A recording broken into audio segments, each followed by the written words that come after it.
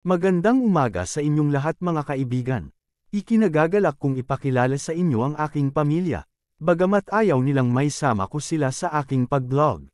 Pero hito na isa-isa ko silang ipapakilala sa inyo. Dito sa larawan na inyong nakikita, ang babaeng nasa gitna ay ang mahal kong asawa. Siya si Maria Eva Avila, isang psychologist at social worker, kasalukuyang nagtatrabaho sa BDSK-DSWD Regional Office 9. Ang batang lalaki kinagiliran bandang kanan ay ang aming bunsong anak, si Phil Theo Avila, grade 12 na siya ngayon at mahilig sa computers at kahit anong gadgets.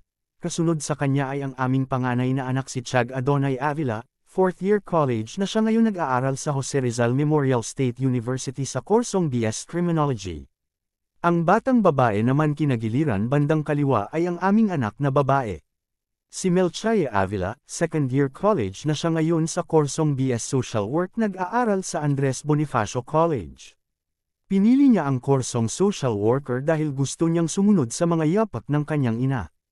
At ang panghuli pero hindi wakas. Ang lalaking mataba, malaki ang tiyan, maitim at nakaitim na damit ay walang iba kundi ang inyong lingkod.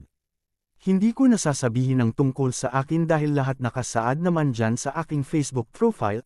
Kalkalin nyo na lang sa aking profile. O di kaya pa comment nyo na lang sa ibaba kung ano pa ang gusto ninyong malaman tungkol sa akin. Ano ang hilig ko at ano ang kaya kong gawin. Maraming salamat sa inyong pag-like, follow at suporta sa aking mga reels at videos. Pagpalain nawa kayo ng may kapal.